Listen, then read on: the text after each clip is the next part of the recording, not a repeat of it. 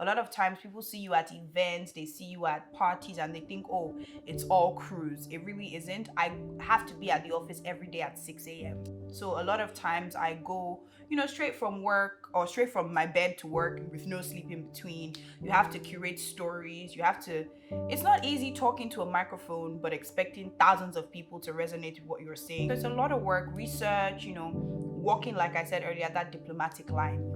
You can't come for somebody because, it's a small industry. People are very much interconnected. So, I mean, it's been a very eye-opening experience. You learn that you don't really have a lot of friends, but it's eye-opening. And I mean, there's still so much coming. So I'm open to the experience, I guess.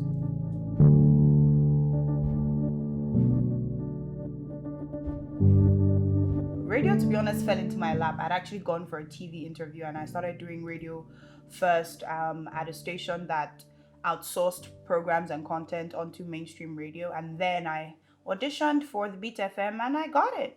And I really like it because I don't have to look pretty to work. Growing up as a child, I just talked a lot. I literally would not stop talking. I feel bad for my parents looking back now. So I knew I always wanted to do something that involved talking, but if that was radio, I wasn't sure. And my parents were tilting me towards, okay, you're articulate, you can read, you like to write, be a lawyer. I don't look really good in black and white.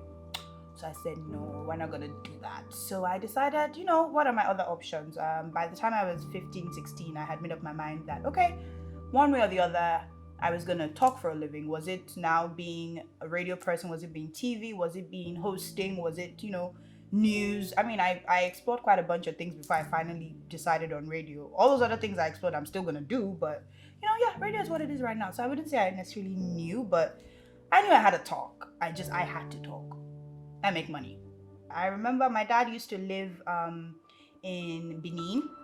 So it was like a weekend dad. And I remember there was one time he drives down. We used to live in Abeokuta and he would drive down every Friday. And I kid you not, around 7:38, this man had just come in from a long journey and I was already prepared. I had the newspapers. I remember then my two favorite newscasters were Cyril Stoba and Fumi Wakama. And my English name is actually Sybil, so I felt very connected to Cyril Stoba. He doesn't know me, obviously, but we had a thing. Okay, we had a thing. So I actually got dressed, took my mom's wrapper, wrapped it around my head, put a scarf around like a hijab, basically like an NTA newscaster. And I made my father, who had just driven, the roads were bad then, probably 10 hours, sit down there was a candle beside me and I opened the newspaper and I had a whole NTA section right there and I casted the news and I could see the man was, ready to drop. I'm like, look, this is what you give birth to, you have to deal with it. So I think at that moment, the comfort I felt, even though there were no cameras or whatnot, I knew, okay, you're not shy, so there's definitely something there. So I think I would say that was the moment I said, all right, you know what? You should look into this. You should definitely look into this. I like to talk. And a lot of times I'm a very open speaker. I didn't grow up sugarcoating anything. If it's ugly, it's ugly. I mean, why do I have to say, oh my God, you're a beautiful person, but that dress is ugly? I can just say that dress is ugly. It doesn't affect your personality. But I think with radio, you had to learn how to be very diplomatic. You had to learn to come for someone without coming for someone. And you had to not curse, which, if you know me, I'm sort of a sailor. So I think the very first time actually I went on radio, I think we were talking something either about 50 Cent and what was that show he was doing? I don't remember, I never watched it. But I went and I said the N-word. And this was during a handover with Tools and Bemi and Nadine, who was employed the same time as me. And just, when you know that you have messed up. And they're like, whoo. And they're like, keep talking.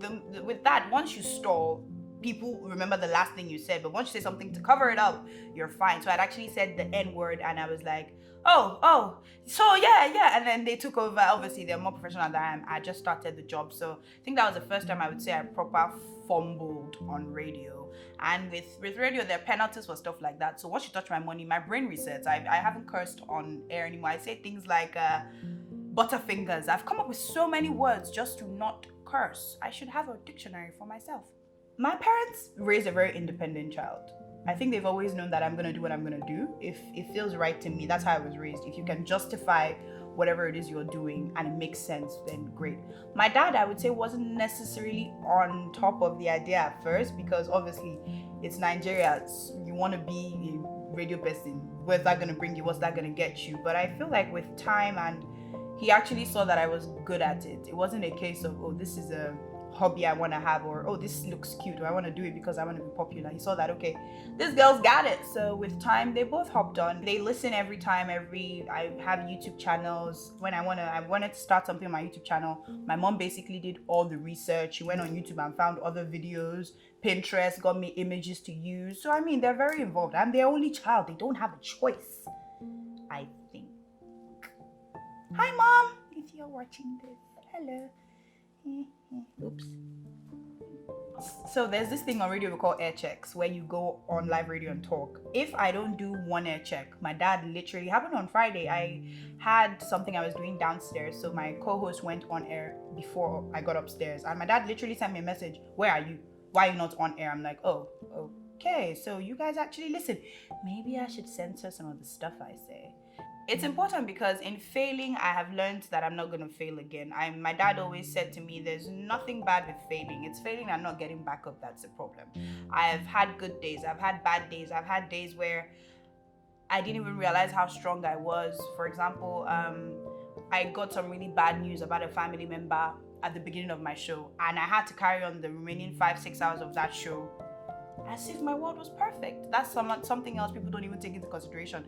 Whether I've had a bad day, whether I'm cramping, whether I've lost someone, whether my boyfriend is acting up, it's not the listener's business. Once you get into that booth, Lisa used to say, drop everything else outside. You have to be happy, you have to be chirpy. So I feel like all these different things have helped shape me as a presenter, but also me as a person, because you get to interview a wide range of people. You get to learn so much, and I was fortunate enough when I first came to be paired with Bemi. Bemi is the OG of radio. So aside just even radio talk, life experiences, I've learned so many lessons. So I mean, I don't think if my journey hasn't gone the way it's gone now, it'd be where I am right now. So 3 years, and a lot of experiences. It's all right. Hi, my name is Mokaeze. I'm a presenter at The Beat 99.9 FM, content creator, saleswoman, occasional PR for my friends person, and this is my first.